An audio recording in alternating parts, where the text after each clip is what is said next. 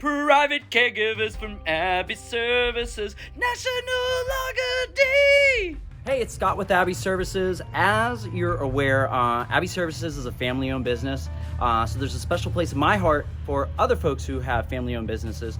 And with it being International Lager Day, I wanted to go to Old Soul. So Old Soul's pretty cool. It's a local micro brewery. They do all their own stuff, and I just happen to know the head brewer.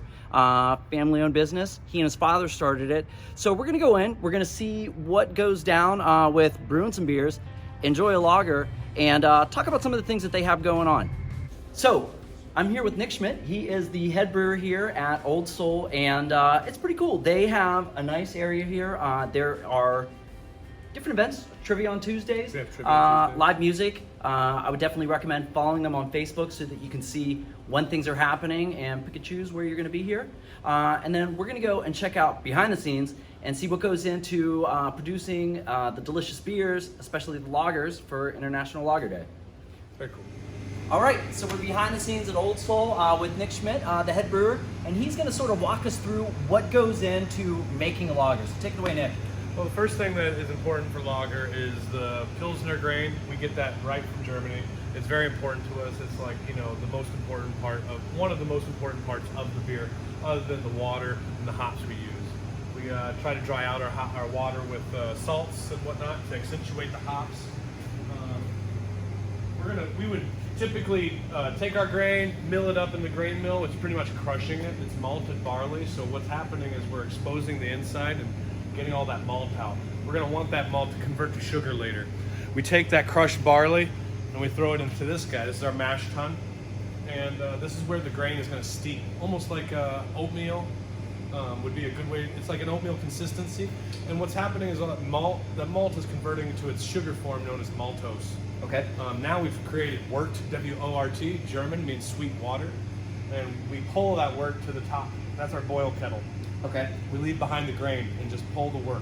Okay. And that's where we're going to boil for about an hour. We'll whirlpool for a while. That's where we're going to add our hop additions, any adjuncts that we might be using.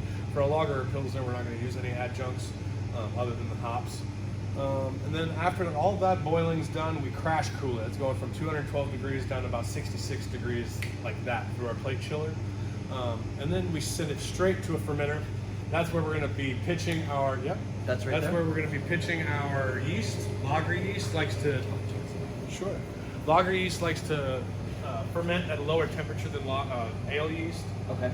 It's kind of the main difference between lagers and ales is the temperature and the yeast that they use. That's going to take like 3-4 weeks, and then we're going to crash that, pull all the yeast, the trub, all that nasty stuff. We're going to pull it out, clear the beer, essentially, carb it up, keg it, and serve it in the tap room. Great. That's fantastic. Thank you so much. No problem. I appreciate it. Always a pleasure. Yeah.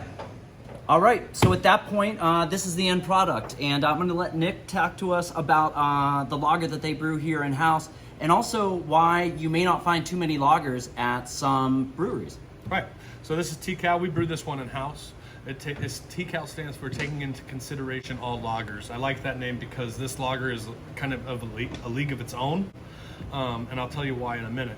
But lagers vary from ales by their yeast. You know, they're bottom fermenting rather than top fermenting.